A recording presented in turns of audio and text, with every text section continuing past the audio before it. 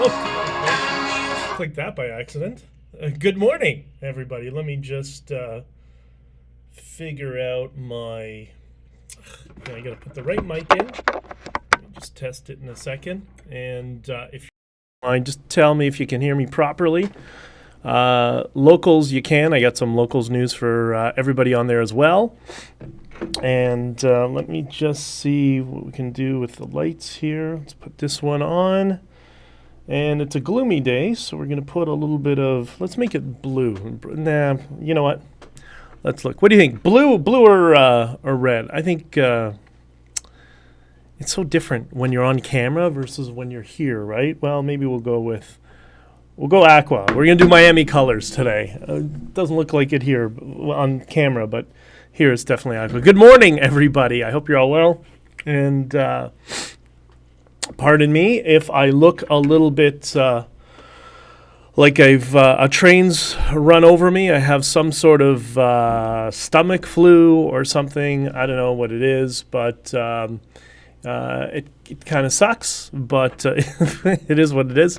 And but I'm going to try to plow through it because we got some interesting stuff to talk about. Wow, look at everybody's here already. Good morning, Cheryl.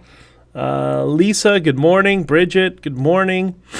Quick Fix, I know who you are, brother. It's good morning. Talk to you. Good to talk to you as well. Will, hello, everybody's here. Like the whole, well, not the whole, but a lot of the Discord people are here. How are you enjoying the Discord? For those of you who are in it,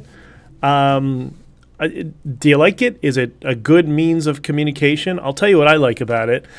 When I woke up this morning, I had this message on Discord.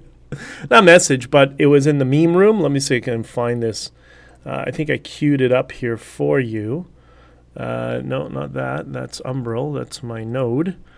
For those of you who don't know, a node is what Bitcoin is. Well, anyways, that's too... We'll get into that another time. It's on... I have to also... on this stream... edit... No, I don't want... Oh, yeah. Hold on. Cancel. Search options.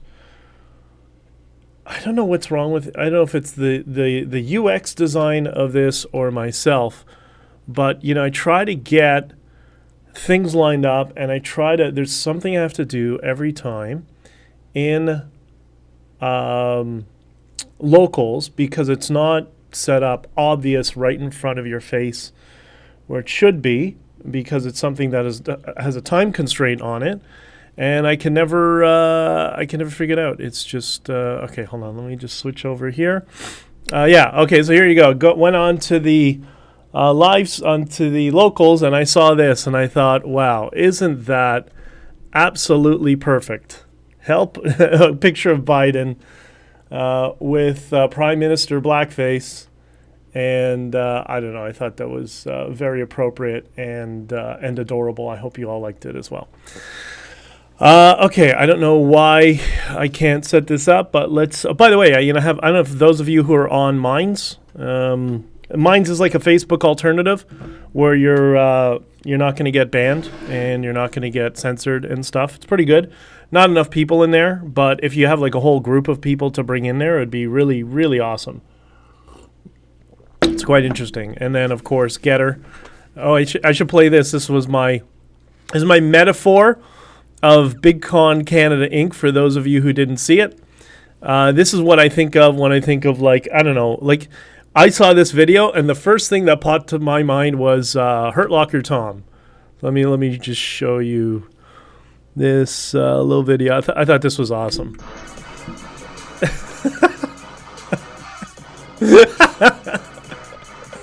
Tell me that's not brilliant. Those are the people that I think they got away with it. That what they did to us in Ottawa, and they haven't realized like I haven't fired a shot yet. I don't know. You know, the victory party on the other side is like, dude, what are you talking about? Like, anyways, whatever. All right, let's put down the silliness and let's talk about some stuff. And Lisa, I love it. Will, it's brilliant, right? Like it's a perfect metaphor for them. And it's kind of like that O'Doyle rules thing. That's like when I see Humpty Dumpty, I think O'Doyle rules till they drive over a banana peel. And all right, so I do hope you're having the best morning. And today is an awesome morning because it's raining out. And you're looking at me and thinking, well, if it's raining out, what are you talking about? Like somebody said to me earlier today that, it's so depressing out today. And I'm like, what are you talking about? The rain is not frozen. It's rain. It's over 0 degrees. That means we're coming into spring and we're coming to summer. Like that's all good stuff. That's something to celebrate. Will says that's a Ford, also ironic. Well, technically it's not a Ford. That's a Ford Escape, which is really a Mazda tribute. And so is it Ford? Yeah. It's more of a Mazda, and not that I want to disparage Mazdas. I loved my Miata when I used to track it, and they can be solid cars. But anyways, let's not get into the car conversation.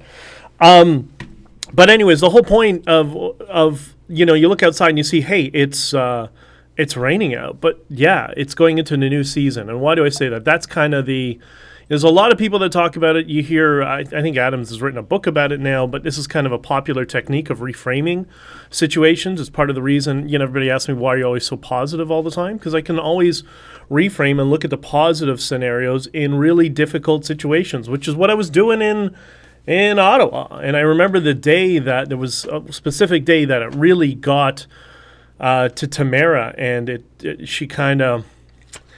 she switched into she was just overwhelmed with stress like we all were, and I don't think she liked my response, but I just said to her, I don't want to go into too much detail, but I said, like, what are you talking about? Like, this is what we came here to do. Like, of course they're going to push back and criticize us and try to smear us the same way they're all trying to smear me right now. Like, you would expect that, right? You're engaged with somebody, they're going to push back. That's just kind of the way to answer. But anyways, so I think it's really important to understand and develop that skill. If you develop the skill of positive reframing and looking at everything from differing frames, then it becomes a lot easier to step back, take the 50,000-foot view, and things don't really get to you in the same way. There is kind of to deal with, which is why I want to talk about the topic we have today. But the other thing is, like, when people say it's raining. Well, listen, if we all see these pictures of tropical countries or tropical places, whatever. I've lived in tropical places. Guess what it does every day? It rains every day. You don't see that in people's Instagram pictures or in the brochures. You see the sunny days. You see when people are on the beach. But you don't see that when they're on the beach, they're looking at the cloud cover coming an hour and a half from now. That's going to rain down on us. So there's always good and bad that we got to balance. And people used to complain to me all the time. My friends down there are like, oh, it rains every day around the same time. I'm like, yeah, but that's good. That means it's going to be a lot easier to kind of structure yourselves and all that sort of stuff. Like, it becomes easier to plan stuff, but or at least get into a routine. How did you like Biden calling us China? You know what? I didn't even see it. I didn't even tell me he called Canada China. Did he had a full dementia moment? That's so awesome. It's like the veil is not even there anymore. Everybody knows what's going on. And the only thing is there are people who are willing to admit it and there are people who are not willing to admit it. But everybody understands what's happening now in geopolitics all over the world, not just with Canada, right? I don't know why. I don't know if anybody's sending comments on the click here to join. I don't understand. There's an issue with my stream. Okay, there we go. I think we're up and running now. Yeah. I don't know. There's a problem with the iPad. Oh, and for those of you who are on Locals, Locals has apparently set up the RMTP settings for the Locals platform. So I will be, I think, sometime soon, be able to stream all of this stuff together and we won't have sort of these disruptions that we've had in the past. Like right now, I'm having a technical thing where the chat in locals doesn't work for whatever reason. It's the operating system is just spooling, right? You missed that. It was hysterical. No, I haven't. You know what, Will, if you could, put it, just throw it in the Discord, and I'll take a look at it later on. I've been so sick, man. Like yesterday was not a good day. And normally it's the political people and the freedom collaborators that give me diarrhea, but I know TMI. But today, I mean, they still do. But yesterday was also food. You can tell when I'm trying to think. You can tell when I'm trying to think was the best mistaken follow to the. Okay, I don't know. I guess I have to see it. I will. I'll check it out. Throw it on to Discord, Will, if you can. All right. So, we're gonna get into. I guess, well, yeah, I think we're going to, just one other thing I want to talk about a little bit is, I've mentioned this the past few days, and this is related to Bitcoin. All of you know I'm a Bitcoiner. Many of you are not, and maybe that'll change, maybe that won't. By the way, Bridget Belton, congratulations for being a Bitcoiner, finally. And there's a steep learning curve, don't worry, but I'll help you, we'll all help you. And there is a Bitcoin channel in the Discord as well for people who want to engage. And I'm going to be inviting a whole bunch of Bitcoiners in there to help onboard some of you and teach you if you want to know and answer any questions and whatever.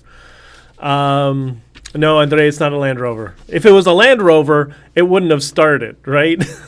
Anyways, sorry, it's a car joke.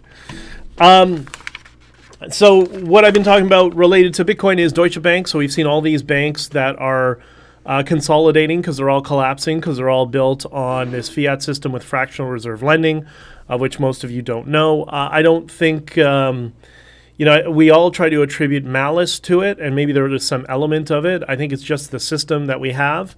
Was it fueled by greed, dishonesty? I don't know. 1971, when we went off the gold standard, was probably the most significant point in modern economic history to leading to the direction that we're in, coupled with the fact this Keynesian economic theory that underpins our monetary policy that's run by, when people try to criticize and say, oh, capitalism is the problem. No. Our monetary system is a socialist system. It's a group of people who think they can adjust the economy by inflation, the economy in general, by whether it's the Phillips curve that they're using to monitor it, or just by adjusting interest rates, that they are the ones, they are the deity who know how the economy should be operating, and that's what's destroying our economy. And we're at the inevitable. I don't think this is the end. I think this is going to continue for another 10, 15 years at least. But we are just in a lull right now where you're going to see a lot of consolidation. And the latest bank that I was predicting, I said to Foss, sorry, I'm just itchy. I said to Foss, I mentioned this before, in a Twitter space, we were talking about this just before Credit Suisse imploded, that I thought it would be Deutsche Bank. And I posted a video from George Gammon. I remember watching it 3 years ago when he was dissecting Deutsche Bank's balance sheet and the amount of exposure on they have in the derivatives market, which at that point was, I think, something like $70 trillion in liabilities, but they only had like $3 billion in assets or something. Like, these are bankrupt companies, and it's just, we're at the point, because of these interest rate hikes, it's destroying the banking system. So it is what it is. So why is that important? Because this is what Bitcoin was designed for. I know for those of you who don't know what Bitcoin is, know the origin, white paper, where it came from. It was designed after the 2007-8 global financial crisis, which is very much many of the same occurrences that we're seeing in the financial markets today occurred then. Which resulted in the bailouts, which were just pale by comparison to what we see today in terms of bailouts all over the place. That's why Bitcoin was designed. That's why it's decentralized. That's why there's no, you're not going to call the CEO of Bitcoin. It's not a company. It's a protocol. TCP/IP is the protocol that you use to log on to the internet. Okay? It's a communication protocol that allows your computer to talk to the internet. That's TCP/IP. Bitcoin is also a protocol. It's a protocol that's decentralized, and it allows you to move money in and out where no one else can touch it. No government can touch it. No entity can touch it.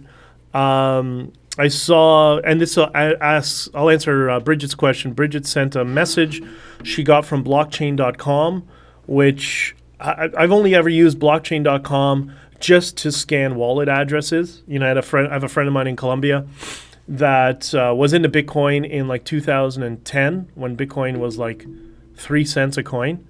And he said, I have like a whole bunch of Bitcoin wallets that I was using then because he knows nothing about Bitcoin other than he used it 10 years ago. And I said, well, dude, it's worth like, at that time, it was worth like 40 grand. And he almost had a heart attack. We're in his car. He's like, what do you mean? What do you mean Bitcoin is 40 grand? I'm like, yeah, man. He's like, I've had Bitcoin since, 2010. I have a whole bunch of wallets. So I went and helped him try to find his wallet, see how much Bitcoin was still remaining in there. So that's what I use blockchain.com for, is just to scan people's wallets. So Bridget received this notice from blockchain.com saying due to Canadian government regulations, you know what, I've had Twitter up, I could read it. It said something about we have to restrict your wallet or something. And I thought, okay, maybe it's a custodial wallet. I don't know. But it's very important to understand that it doesn't matter what the Canadian government does or any government does, much like we saw in the Freedom Convoy. I guess they can put restrictions on exchanges. That's why we say you don't leave your Bitcoin on exchanges. There's a phrase we use, not your keys, not your Bitcoin. If your Bitcoin is on an exchange, that means the exchange has the key to your Bitcoin. But if you self-custody it, meaning you put it in a hardware, what's it called? A hot wallet, so a wallet on your phone, or a hardware wallet, a cold storage wallet. If I had one, I would show you. Hold on, I do have one.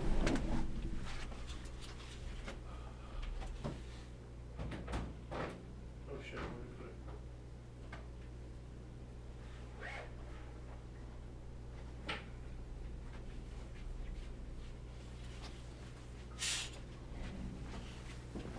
Sorry, I'll end the Bitcoin stuff in a minute, but if you're using a hardware wallet like this looks like a phone, but it's not a phone. It's actually a Bitcoin cold storage wallet or a hardware wallet. If your Bitcoin passwords are stored in here, no one can access it. It's just simple as that. And then you need multiple passwords to log into your wallet. So irrespective of the sort of, we call it FUD, fear, uncertainty, doubt, the FUD emails you might get from exchanges, if you have Bitcoin and you hold Bitcoin and you hold it properly, meaning you put it into hot storage or cold storage, no one can access it. All right. So in the event of a global banking crisis, economic collapse, which is what Bitcoin was designed for, one Bitcoin always equals one Bitcoin. Or as Michael Saylor says, Bitcoin is the money. So we'll talk more about that another time. And for those of you who are in the Discord, you can let me and the others know in the Bitcoin channel. We can explain some of that to you. All right. We're going to talk about something related to this, honkingforfreedom.com, available now on Apple Books. And make sure to tell all your friends and family that it's the second most important book in the world. I don't know if that's true. Maybe a little hyperbolic, but just try to get some interest out of them, right? I want to talk about, the title of this, How Political Parties Destroy Your Hopes and Dreams, or as some people say, how they destroy grassroots movements. But I think it's more serious than that. And the implications are greater than just, grassroots sort of stuff. I wonder if I can switch over. You know what? Let me switch to, I'll start 1 second.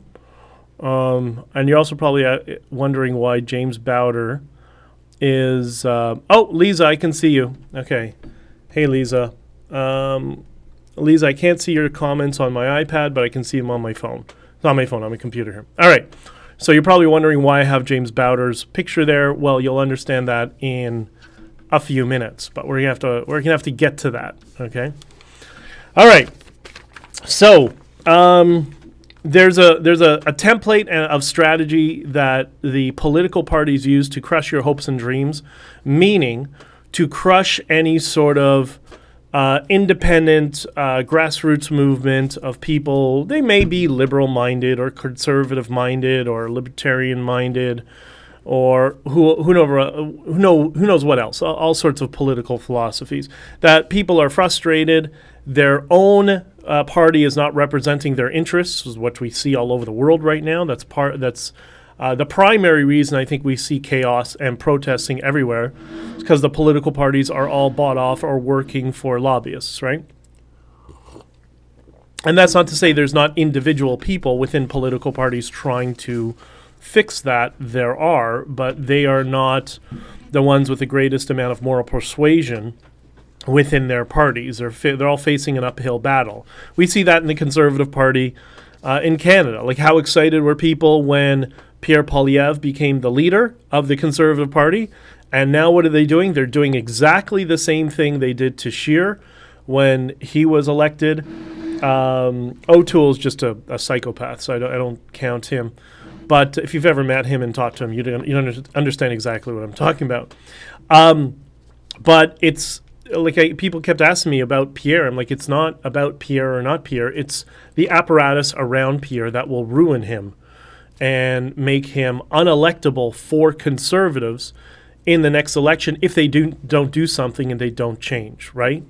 So what happens is you see grassroots movements or political movements that may be, of the sort of conservative bent of people who are frustrated. They don't get proper representation of what they want.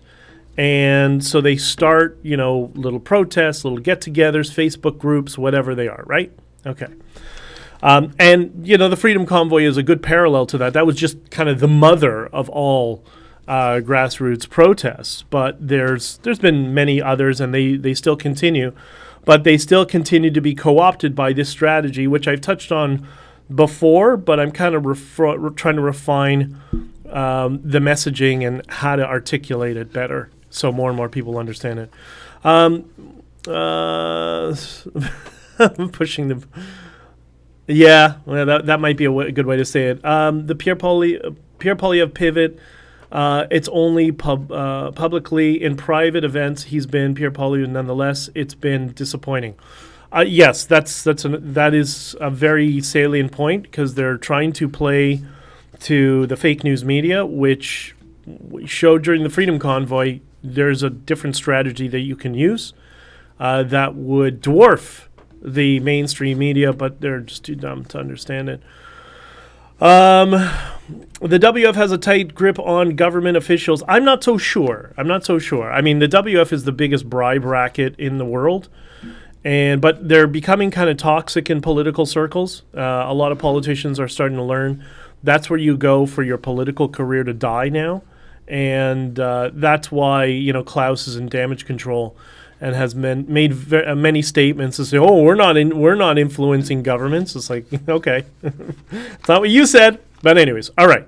So back to this is more on the, I don't say local level, because this could be national level politics as well. It just all depends. But it's the same strategy that's used all the time to crush your hopes and dreams. And it's not unique to any political party. They all do variations of the same thing. So the first thing is, now you imagine you're the political party, right? And you have a set of policies you want to put forward because you have enough bribes coming in from the lobbyists who you work with, or this communist word they use, stakeholders that they represent. I'm not understanding that stakeholders, all of us, but no, they put everybody into collectivist groups like a bunch of communists and refer to them as stakeholders, right? So you're the political party. You gotta take care of this. You gotta put an end and quash this movement. Much like, I don't know, the truckers' convoy, right? So first is you identify the political movement, right? So first it gets on their radar. Then the next stage is once the strategists, Digicom, that sort of people, like the higher ups that kind of make these decisions, what they will do is they will then send a political operative to get involved. Okay? So somebody will call around and try to find an entry point into this movement at some point to somehow get involved with this political action, whatever it is. Then the next thing they'll do is become part of the leadership, or if they're really lucky, the face of the movement, right? You've seen that this has happened many, many times. This is not new. It's been going on for decades. So you become part of the leadership and or the face of the movement. So now the political party has their guy or their girl who is now there, who is the face of the movement, has taken it over, all right? And that's who they're going to try to elevate it.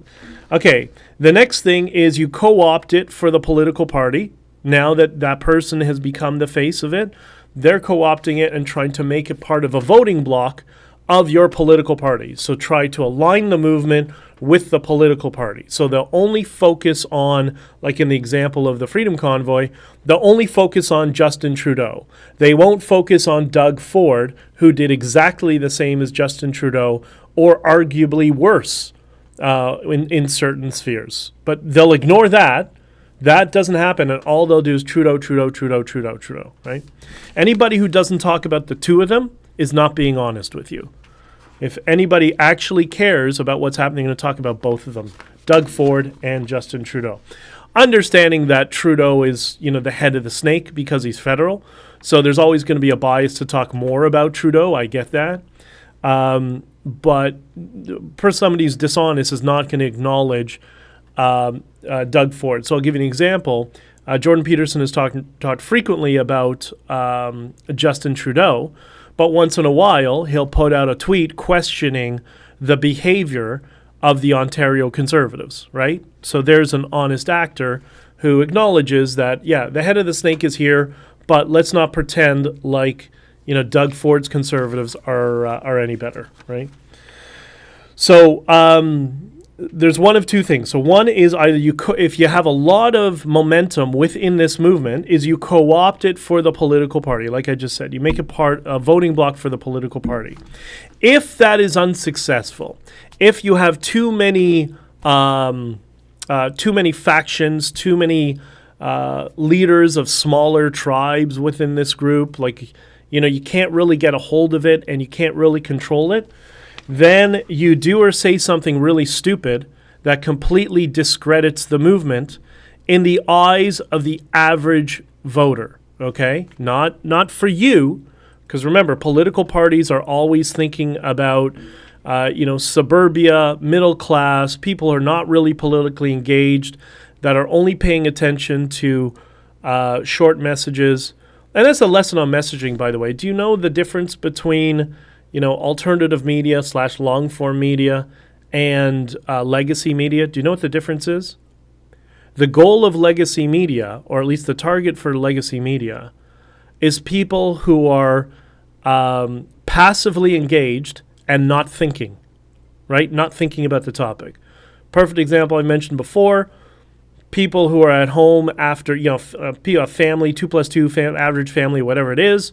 They're in the kitchen talking about their day, preparing dinner for their kids. Their kids are playing.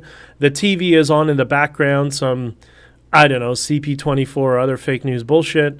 And they only have 30 seconds or a minute just to get a sense of what's going on.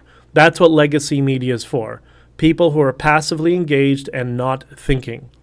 And this is why they can't deal with alternative media and, more in particular, long-form or hyper-specific and hyper-targeted media, which is something you see in Reddit, for example, before Reddit was completely destroyed by, leftist activist moderators, right?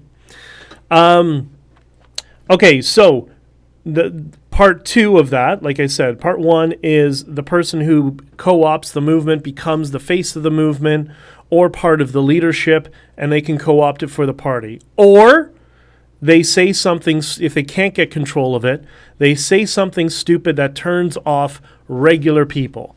That's what I call the Randy Hillier move. That's what Randy Hillier does. That's why it's frustrating when people celebrate Randy Hillier. No, Randy Hillier is aligned with Doug Ford's party. He has very close relationships with the people in that party amongst the executive.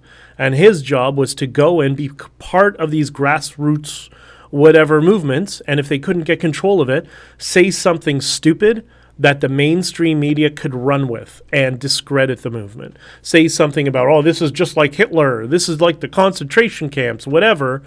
That's done intentionally to discredit the movement and make Doug Ford it seem reasonable. That's what they were trying to do, what's that guy, Adam's Barbecue sort of thing? When Randy Hillier went there and started talking about, they only know, it's like all these SJW or political actors, they know nothing about history. The only bad person they've ever heard of is Hitler. He's a good example of that. So what do they do? Hitler, Hitler, Hitler. Everybody's like, okay, they turn on CP24, like I just gave you the example, and they see Randy Hillier, MPP or former MPP, and anti-lockdown stuff equates all of this to Nazi Germany. Well, if you're passively gauged and not thinking, and you just see that for 30 seconds, what are you going to do? You're like, okay, these people are crazy. You know what? Doug Ford's not so bad after all. That's the strategy. That's why they try to do it, right? And then what they do is they try to build up other proxy groups to sabotage any other parallel movements that maybe some of the other people are involved with or aligned with, and do the same thing over, rinse and repeat over and over again, which is what we're seeing with everything that stemmed from the Freedom Convoy, right? Like everybody's saying, oh, you've heard people say, oh, I'm tired of the freedom movements, all these people who are fighting and whatever, blah, blah, blah. Yeah, the fighting comes from the political operatives. Those are all political operatives they're doing. That's not regular people that are actually there that are trying to protest and are concerned. It's just they suffer from political entryism from political ops, right? I'm looking at your comments. I'm so confused. My book was supposed to... Avril, my book was supposed to arrive today, and now Amazon says tomorrow. I'm sorry, Avril. You're going to get it, I promise. I wish you could have gotten it today, actually. That would be great. But does that mean we're going to be able to talk about your book the next time? Or we'll talk about it in Discord or something? Please let me know. And because I want to experience what you're experiencing in real time. I wish I could have done that with Lisa, but Lisa read the book in like 5 minutes. So like there was no time for that, right? She's like super speed reader or something like that. All right, so that's kind of the strategy. So you understand it. They identify a political movement, send in a political operative with experience of co-opting movements. They become part of the leadership or the face of the movement. They co-opt it for the political party. If that doesn't work, they say something stupid that turns off regular people and destroys the movement. That's the Randy Hillier move. And then they sabotage any other parallel political movements with similar strategies, a little bit scaled down, but the same idea. All right. So, I put up a picture of James Bowder. Okay. Does anybody know why I put up a picture of James Bowder? You can see a lot of people who see this if you share this with other people. If you want to see people slip into cognitive dissonance, when this is finished, copy the timestamp for this part of the stream and send it out to people on Facebook. That's when you'll see cognitive dissonance. They'll probably slip into number 2 on the 7 signs of cognitive dissonance, which is ad hominem, attacking Dichter and saying Dichter is whatever, right? Many drivers at my yard are reading Honking For Freedom, reading this, and sharing a copy. Well, they can't buy it? Come on, help a guy out. This book cost me a fortune. That's awesome, Bridget. Thank you very much. Well, you know what, Bridget? I'll tell you this. I'll make a deal. If people actually like the book, which is what I understand they love it, if anybody buys it, I will come to your yard one day. We'll hang out together, get some pictures, and I'll sign some books for people. The two of us can sign some people's books. How about that? If your carrier wants to do that. That would be probably a lot of fun to meet a lot of the guys there, right? Avril, it's a very flowing book and is easy to read. It wasn't 5 minutes. It was hard to put down. Well, thank you. That's awesome. All right. So, just run. Bowder found. Oh, Lisa. Bowder found Jesus. Apparently. Okay. Well, we're going to talk about that in a second. All right. So, one more time. What's the strategy? Identify a political movement. Send in a political op to get involved. Become part of the leadership or the face of the movement. And then either A, co-opt it for the political party and make it a voting block and invite politicians to speak and stuff. Or, I don't know, invite politicians to come on their YouTube channel or something. Or B, say something stupid that turns people off, turns regular people who are uninformed, the swing voters off. That's the Randy Hillier move. And sabotage any and other parallel movements that arise out of the original movement. Okay? We got it? Cool. Now, James Bowder. We have all seen. I've never met him face to face.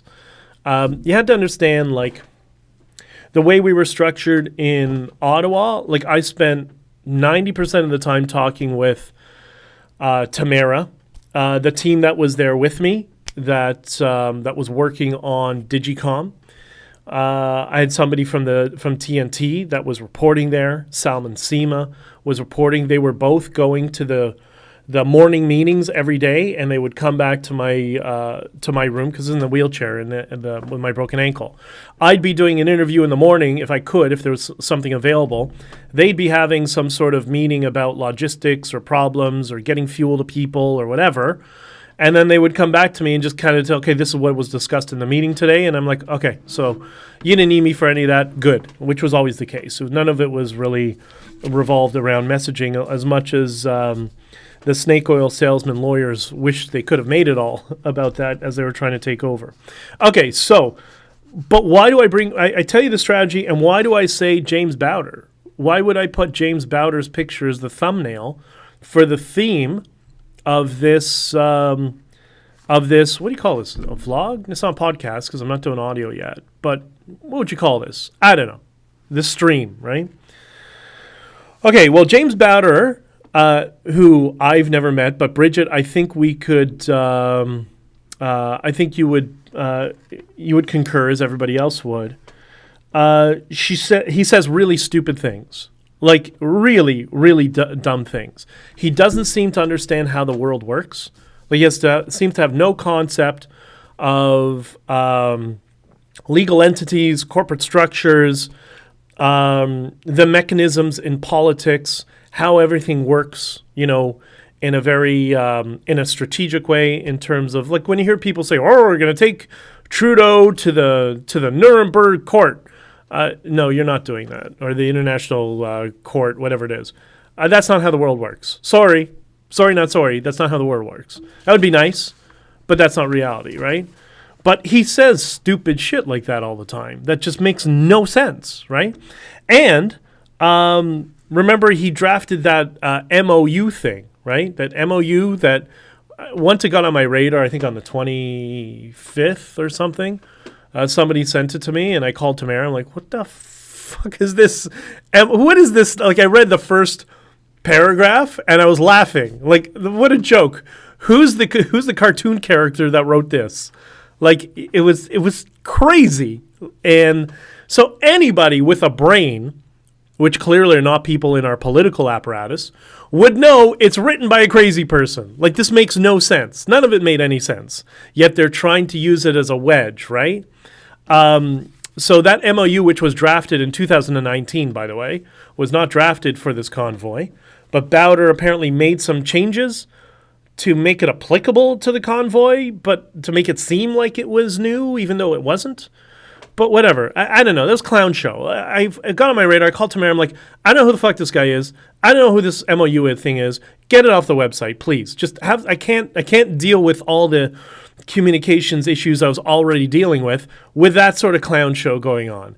And she said, what is it? And I explained what it is. She's like, oh, okay, I'll call him. Because she understood. She agreed, right? So the MOU was stricken, apparently removed from the website, from their website shortly after. Okay, fine. So this is some really crazy behavior. This is and you see his testimony in the POEC, in the commission, and you think like, okay, this guy's missing a few brain cells. There's something's not functioning. How anybody could take that seriously, I don't know. That's why when Kalaharios, when I was testifying, he showed a picture of Bowder in front of a motorhome and says, "Does this look like somebody who's going to be overthrowing the government?" I'm like, "Yeah, not exactly sure. I don't think so." Right? Exactly. BJD Champ's question to Bowder about bear hug led to some serious facepalm moments hearing Bowder talk. Okay, exactly. So we know the guy is a lunatic. He doesn't understand the basics of, I don't know, corporate governance, the basics of legal structure, how our parliamentary system works, how our legal structures work, how our politics works. Like, it's just a nutter, right? Which is fine. And by the way, I'm not saying that it sounds like I'm trying to disparage him. I'm really not. I'm just like, okay, he doesn't understand it. That's fine, right? There are a lot of people who had anxiety because of the past couple of years who don't understand the complexity of things. Like, okay, that's fine, right? But anyways, and I felt bad for him, the fact that the government was trying to prop him up so they could drag a knife in his heart, make him look like the village idiot, but like the violent village idiot, which was, I think, farther from the truth, right? Okay, so we agree. The guy's got a screw loose, has no idea what's going on, doesn't understand how the world goes on. He's just really passionate about freedom. Okay. Au contraire. Au contraire. It's about as much French as you'll get out of me. One of the things that came up in that testimony, one of the questions that was asked that he got really offended with, and I think that was one of the questions, he says, "Where's this going? What are you getting to?" And it's like, it's a legal proceeding. It's not for you to decide. They get to ask you, but whatever. And again, I call him angry George Lucas. He looks like if George Lucas was, missing his brain. Like George Lucas meets the, well, anyways, whatever. Angry George Lucas. So they asked him, and he responded really negatively when they tried to dig into his past. Why? Why did he respond with such vitriol and aggression when somebody tried to ask about his education and background and all that sort of stuff, right? Jughead uses the MOU as proof that the convoy wanted to take down the government. Yeah, exactly, because he doesn't understand, this guy doesn't understand the complexity of how the political system works. But then when they asked him about his background, he responded aggressively and attacked the lawyer who was asking him. Do you know why? There's a very logical reason why he reacted so negatively when somebody asked about his background, his educational background. Because here you have this guy who looks like he's, a loose cannon, and let's dig into his background a bit, and then he goes more loose cannon. And then they dropped it and they moved on to the next thing because they didn't want to. I mean, Bowder was I think he might have been writing out the clock. Do you know what James Bowder's educational background is? I want to see in the chat. It's going to take about 20 seconds for any of you to post, what is James Bowder's educational background? The guy who's the lunatic with the MOU and the really, this divisive, aggressive testimony that's very aggressive to the court and whatever. Tell me, what do you think? Somebody take a guess. Bridget, take a guess. Tell me, what do you think James Bowder's educational background is? Alberto Witch Wiggler, I love that name. I'm guessing he's surprisingly well educated. Avril, grade 10. Lisa, high school. Lisa, not much.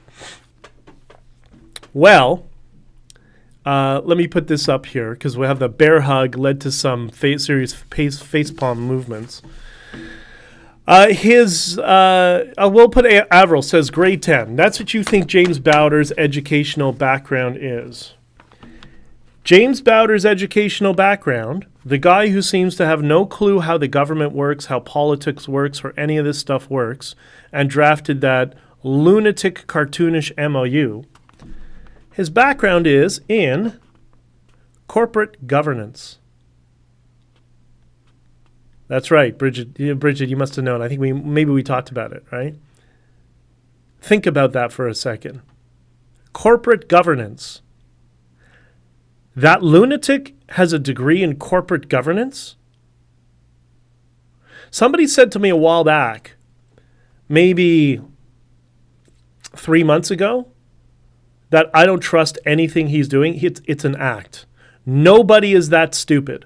Nobody is that much of a loose cannon. There can't be people that dumb that get on the stand and say things like that does not exist. There's not, like, yes, there are people like that. There's no question. But there's something not right. He is not honest. There's something more deep to James Bowder. Well, his education is in corporate governance. Now, do you know where he worked? This is the guy who doesn't understand how politics works, how the legal structure works, wants to take everything to the international court and, wants to try Trudeau at The Hague and all this sort of hyperbolic nonsense stuff that would be nice but is not reality. What did he used to work? Where does somebody in corporate with a degree in corporate governance work? Anybody? Anybody want to guess where he worked without searching it online? Because I'll tell you. He's just an agent, really, judging by his actions. Yeah, oh my God, really? Yeah, corporate governance. I'm happy, Ryan, I'm happy that I'm a high school dropout. Brother, well, I know some of your background too. You're probably well more adept than a lot of other people. Avril Lavigne. So this lunatic with the MOU who knows nothing about how the political or governmental structure works has an educational background in corporate governance, and he used to work in public policy in the oil sector. Corporate governance, public policy is what he used to work at. You know what those are? Those are political credentials. That's what you need to be accepted in the political class. How crazy is that? I remember when this was brought up to me several months ago that, the guy's just an actor and, nobody is that crazy. Nobody is like, it's just an act. I can tell by his body language. It's not genuine. It's not authentic. There's something wrong there. Nobody, even, most people would be a little bit intimidated by the POEC. Especially there are people who, know or think that they're in trouble because of all the media attention around them. Like most people would be a little bit, somewhat intimidated. I was very mildly intimidated, but maybe I'm a special case. But especially people who are like in over their head. When people are intellectually in over their head, what do we do as human beings? We tend to quiet down. We tend to be more submissive and more shy because we don't know where the bullets are coming from. And we know we need to tread with caution. But he didn't do that. He did the complete opposite of what is normal human behavior. And I remember this person said to me, he's an act. It's not genuine. It's not authentic. And why is this guy setting up all these groups? Because he also got involved in the 2019 convoy. Like, where's this guy coming from? Sort of thing. So there you go. The biggest lunatic in all of this, turns out he's not a lunatic at all. Turns out he's got a degree in corporate governance and he has a background working in public policy. He's a politician or a political actor. Bridget, Bridget says, well, it's an act. What do you think? You think if you posted that to certain groups on Facebook, some people will slip into cognitive dissonance and start attacking me? This is what happens when you tell people the truth, right? It takes a while. It's got to be multiple steps. People, when you do something like this, they're just going to react negatively. But somebody has to do it, right? Somebody has to tell you what's going on. And because I really don't have a care for any future in politics or any of that sort of that sort of nonsense, I'll be the one to tell you. I don't really care, I'd rather be honest with everybody, have everybody know. Bridget, I sure was nervous about the POEC. You were in a different situation, I think. I guess I was a little bit the night before as we were preparing, but because you had a paralegal. It was, I could understand why it was a little bit more intimidating. That's why I spent so much time with Jim Karahalios preparing and trying to figure out, we don't have standing. We need to tell a story that people understand. That's the real story of what happened, but we can only do it in a Q&A session. And trying to put that all together, that was really stressful. But once I got over there, when I was on the stand, it was pretty much, I was comfortable with how I was gonna try to communicate. But like anything, those things, I sat back afterwards and I thought, there's so many things I could have answered better. Like when that shithead, lawyer for technically our lawyer for Freedom Corp, tried to pin a conspiracy on me, which just the ethics in law is crazy, and that's because shithead Wilson was chewing his ear off the entire time. That's why I said to Rouleau, can you tell them, I was going to tell him, can you tell them to shut the fuck up? But I can't hear, because once I started talking about Wilson, it was panic. It was bullshit after bullshit into damage control into his ear. And so he said to me, this I always regretted. He said, you went on a Russian propaganda station, because I went on RT and did an interview station, and they all loved it when I did it, right? But I went on a RT, and he said, and he made this assertion, you went on a propaganda thing. I was going to say this, but I didn't want to be too snarky, but I probably should have. What I was going to say is, I'm not going to sit here and debate a media strategy here that you wouldn't understand. A click is a click. I don't care where the click comes from. I was going for as many clicks as possible during the entire convoy, right? But, in retrospect, I was just shocked, and so that popped into my head, and I'm like, let's dial it back a little bit. Let's not go full force. He was fundraising to get his RV out of it. Yeah. You think that might have been an act, or that might have been another attempt? One of the things they do is they'll set up all these proxy organizations, and this is in addition to the co-op strategy. Part of it is the fundraising aspect. So if it goes sideways, then you fundraise around it. And you also set up all these little proxy organizations that you control, you as the network of the political party, Big Con Canada Inc., you control it, so then any donations that people want to give to help truckers, you funnel it to the organizations you're aligned with, so it doesn't actually get to the truckers. So that's why, myself, Bridget, many other truckers, Joe, don't have funds for legal representation, because these chazers have gone out and, you turn on Rebel News, what do you see? Convoysupport.com or other fucking .com is grift this time. I haven't seen any of that money. Have you seen any of that money, Bridget? Has any other truckers seen any of that money? No. It's just to put it in the hands of Big Con Canada Inc. You are all being used and being lied to, which is why I'm here to try to tell you. So, he fundraised all summer. Whatever. What are you going to do?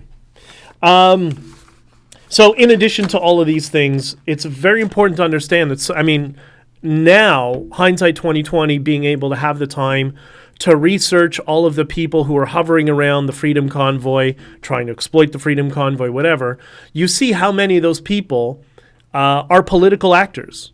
They were just political operatives. That's what Diverge Media is talking about. That's why I think the National Telegraph is starting to cover this stuff.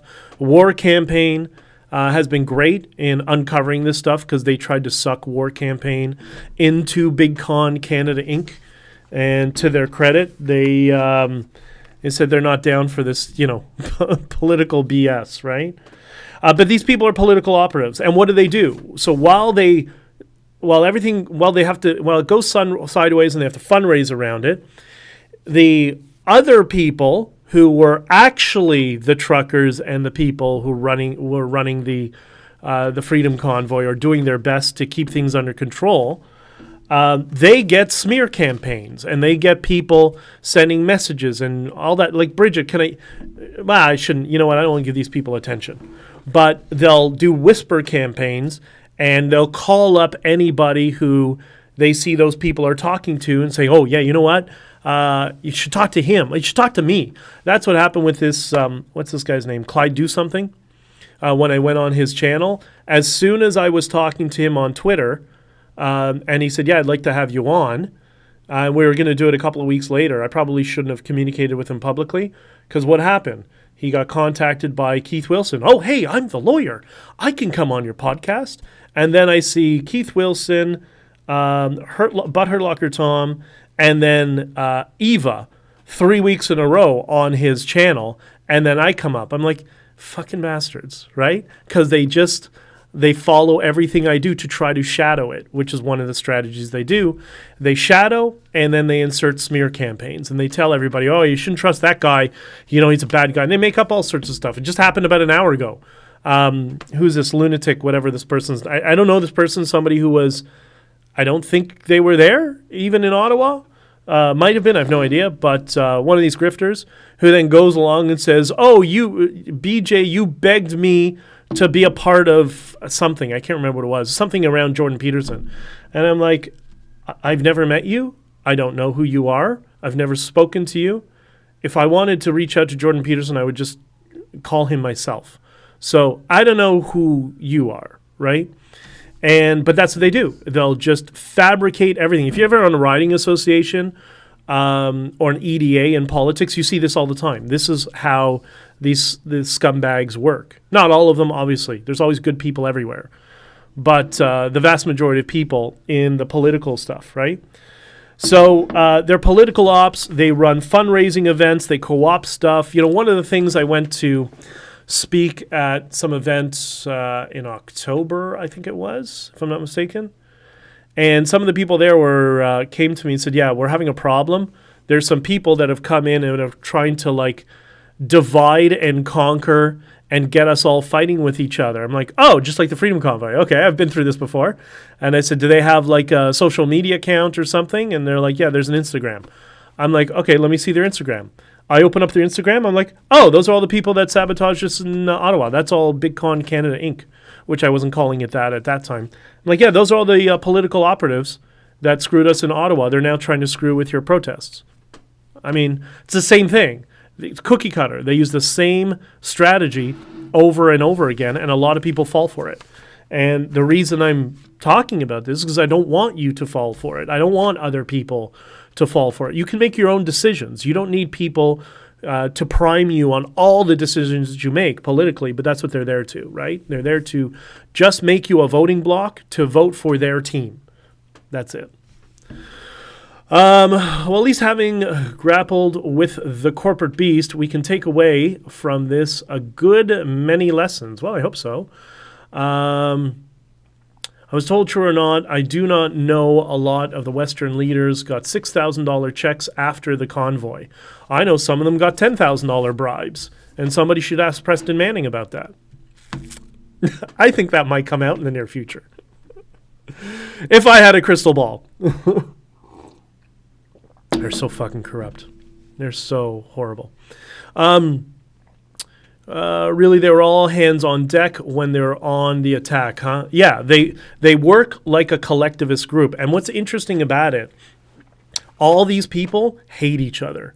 They all despise each other, and they stab each other in the back. But they're all trying to go in the same general direction, and they're all trying to profit off of it. So they'll work together and then stab each other in the back, and work together and stab each other in the back. I remember when I first, I shouldn't talk about her, whatever, somebody very senior in politics that said something to that effect. Not in a way that it was negative, just said, yeah, that's just the way it is. You stab people in the back, and then 3 months later you're working together. And I'm like, yeah, I don't do that. Sorry. That's just, sorry, not sorry. That's not me. Was the key word. I knew several senior PR people that were terrific and respected till their mental health fell apart. Okay. I understand. Oh, you're part of the conversation. Okay. Exactly, Bridget. I saw Chris Barber doing it constantly on Chad, and later saw Peaceman, whoever that is, doing it on you. Although I don't know Peaceman, well, I don't know him either, was trying to stab you like Barber was. Yeah, I think it's ironic that Barber is a slave, given that all the controversy around him. I remember, I thought, I don't know, he was really weird when Tamara and him were driving across the country. It was weird that Tamara was in his truck and not in her parents' truck, but okay, fine. But then we met, and he was cool. Everything was fine. And we went on stage together in Ottawa. I don't remember which week it was.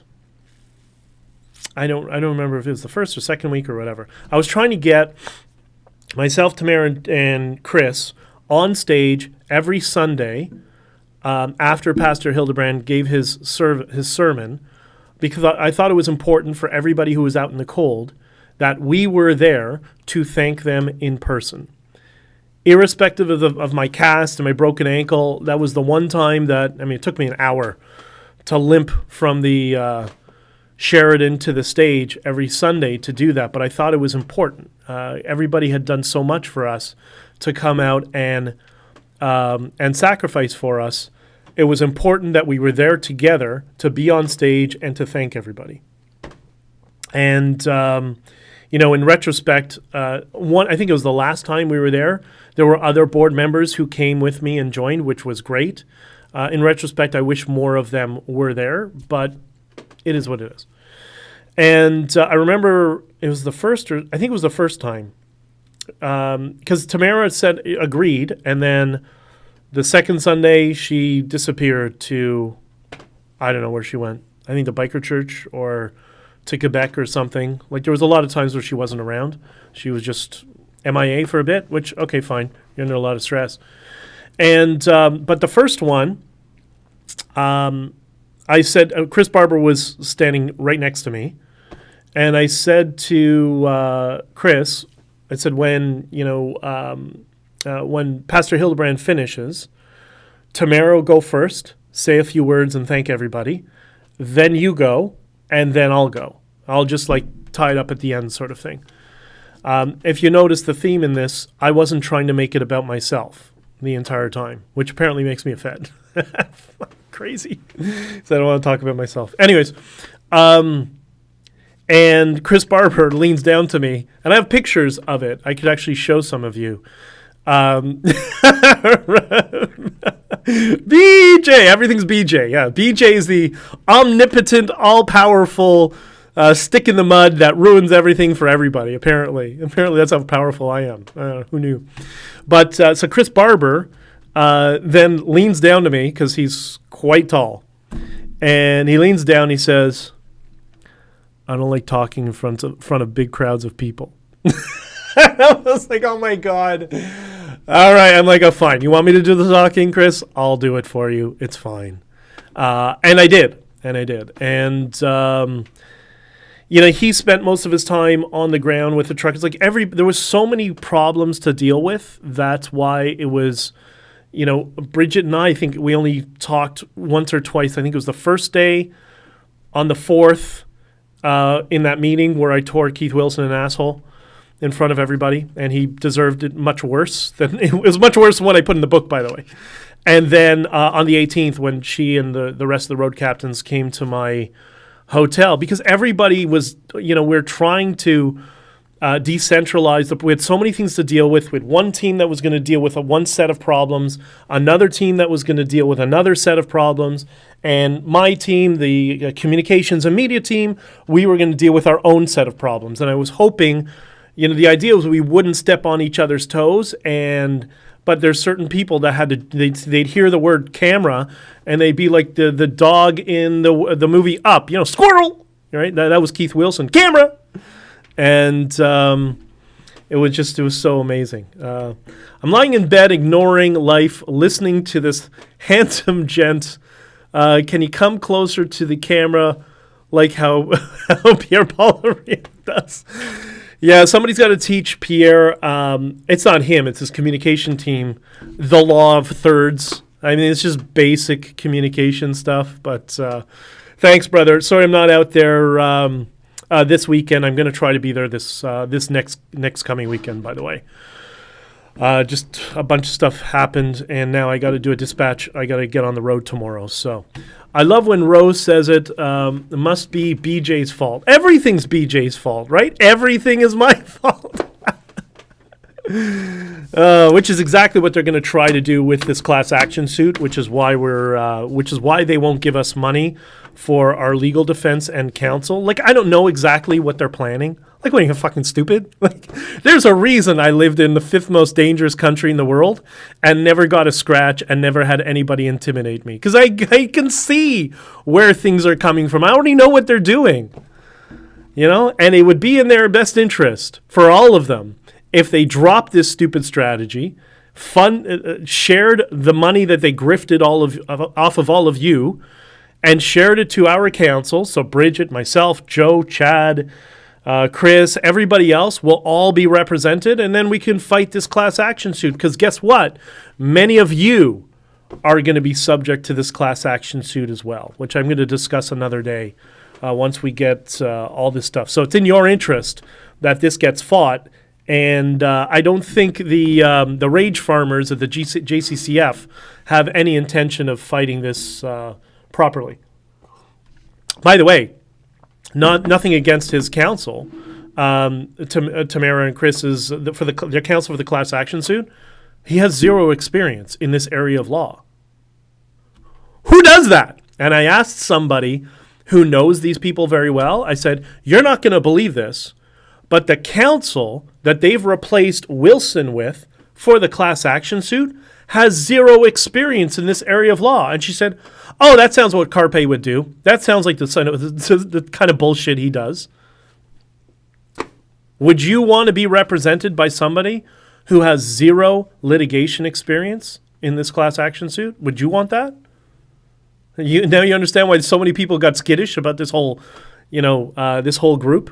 I mean, there's so many reasons. Anyways. Barbara could do what Tamara has done. Her film met up with 75,000-ish last time I looked. Yeah, I don't know. Honestly, I'm really not paying attention to what they're doing. I care about legal arguments and law and what's happening in court. The rest of the drama and the BS, like, I think you guys understand. I tried to communicate this. I was not in Ottawa to get attention on myself. That's why I didn't talk about myself. That's why I talked about all of you. So I talked about truckers. I talked about mandates and freedoms and whatever. I've got a private life. I have to do this right now because of this class action suit and all the other stuff that's going on. But I don't need to be the center of attention, right? But there were so many people around us. The guy in the blue suit, for example. You talk about a camera whore. I've never seen that level of mental instability in anybody around trying to become famous. And not just him, but many of them. Like, just really crazy people. And I don't know if I talked about this on the stream.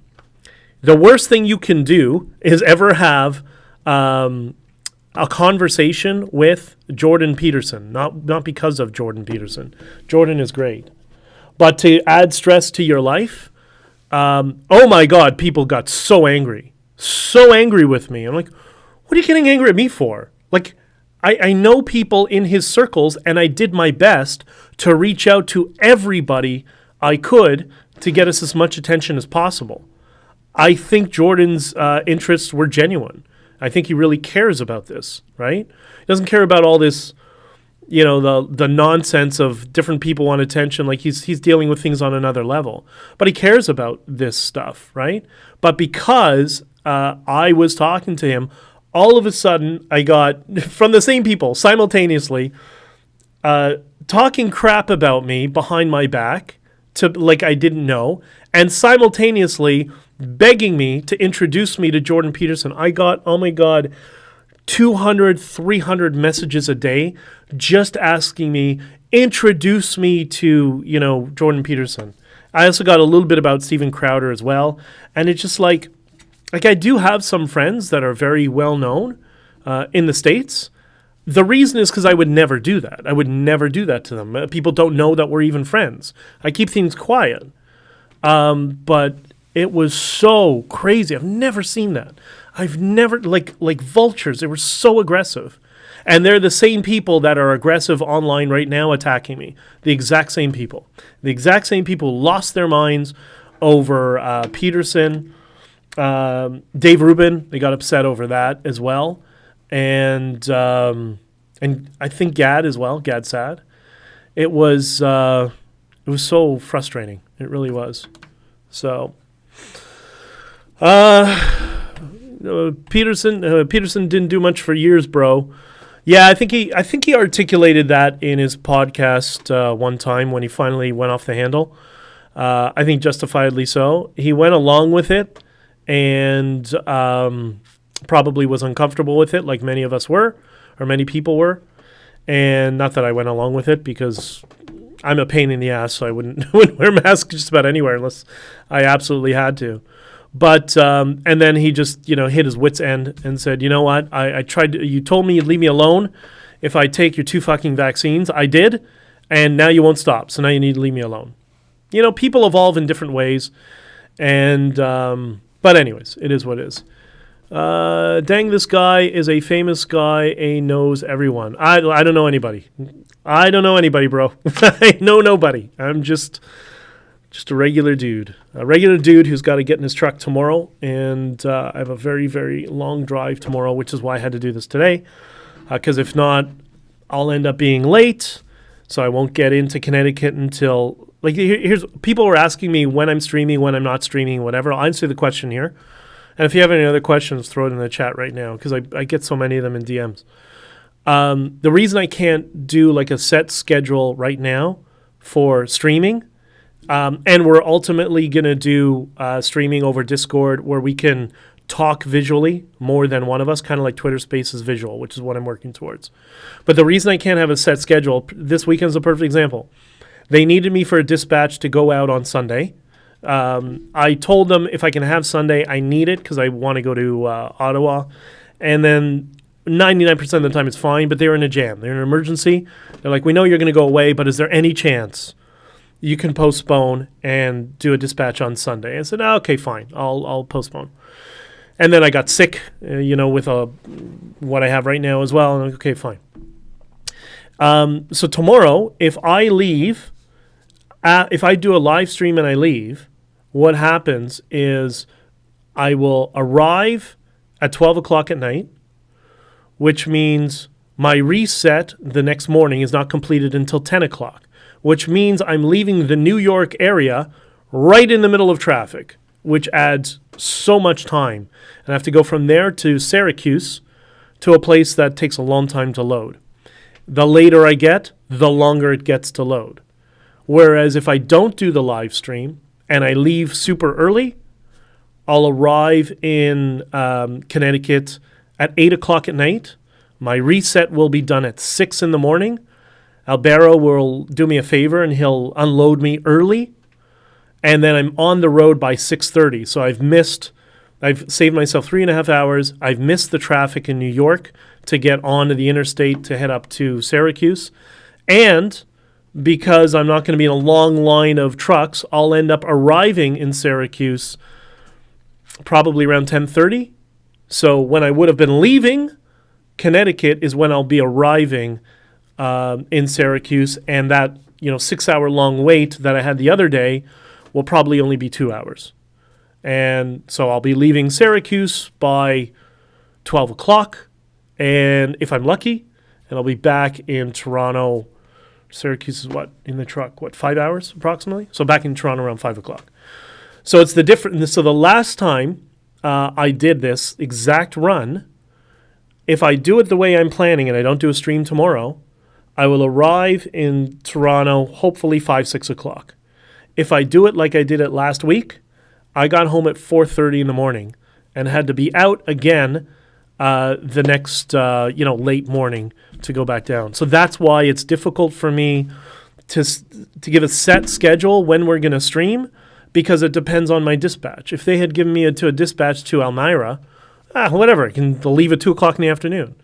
So that's why right now it's difficult for scheduling. Now, I haven't decided if I'm going to switch carriers and buy a couple of more trucks, because we got some legal bills, and hire a couple of drivers and run a small fleet. That might be a possibility, and that might change things as well. But for now, this is, and I don't even know if I can do that yet, but I'm working towards it. Where are you driving tomorrow? I'm driving to North Haven, Connecticut, which is just outside Hartford in kind of the New York area, I guess you'd say. It's pretty close to New York. I mean, that whole area. I don't look at New York City. I look at the amount of traffic. What's the traffic block? And there's traffic all around that whole region. Right around 9 o'clock, 8:30 is when it really amps up, and it makes, because sometimes I got to go to this destination and I got to drive to New Jersey, like southern New Jersey. And if I don't leave at 6:30, like I'm trying to do tomorrow, to go to New Jersey, I won't get there until 4 o'clock in the afternoon, just because of traffic, right? And anyways, Ro, I don't understand any of this. I don't understand any of this. It's all right. Logistics, it is what it is, right? Truck is in the def shop, issues NOS sensor, def tank bushings. Your def tank or your def? I just had my def pump replaced last month, which was another $3,000 at the window. That's the emissions tank. So on a diesel truck, I think some cars have this too.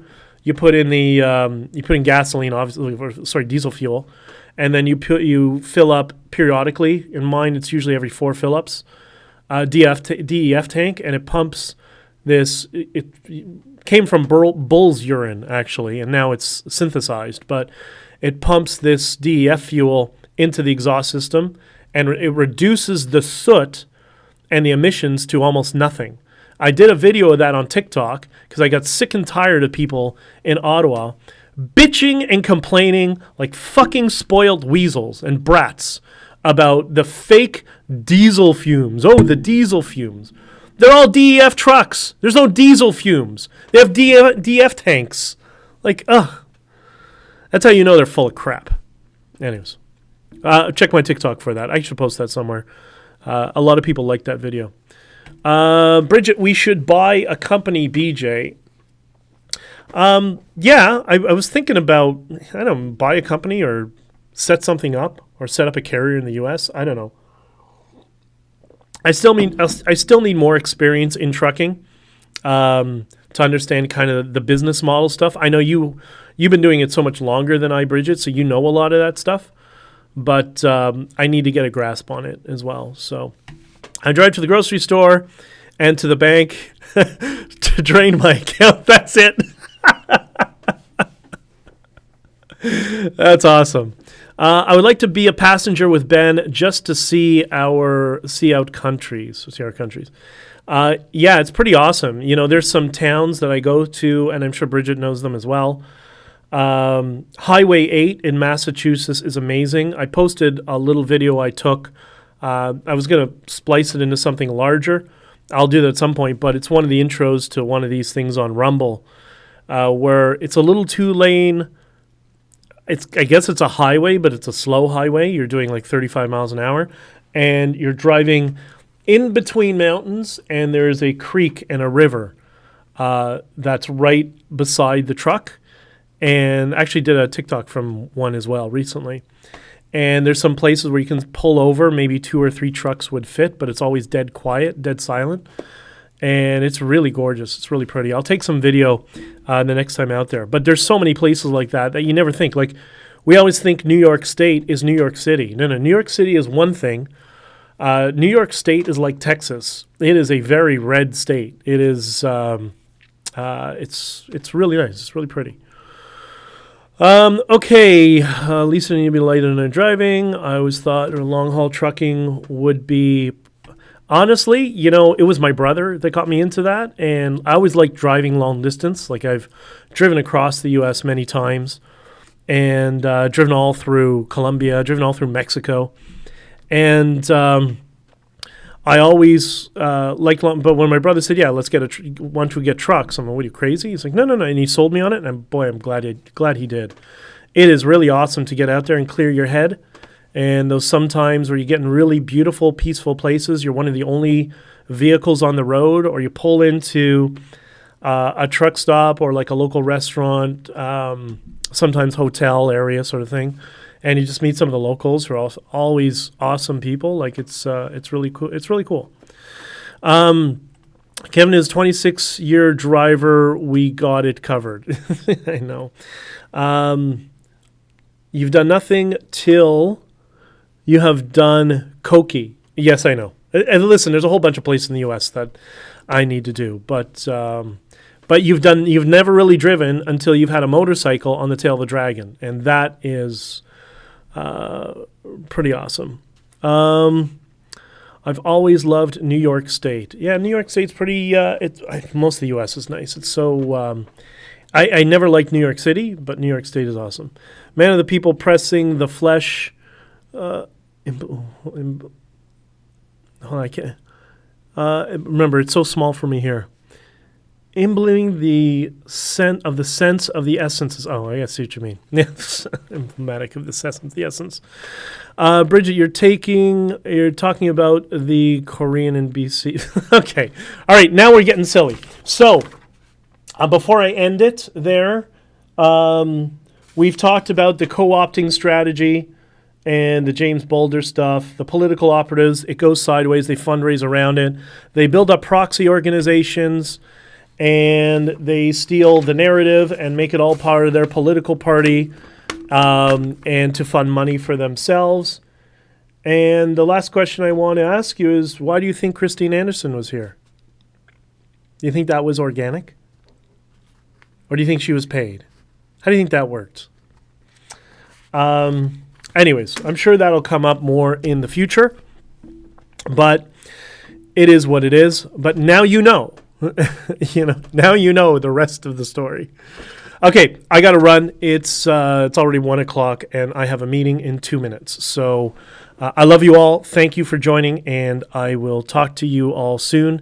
I won't be doing a stream tomorrow. And everybody else if you're not in the Discord and you want to join the Discord, send me a DM. We've got, I think, 5 or 6 people now moderating, and it should be a lot of fun. So let's all talk soon. And we'll catch up in a bit. I got to run.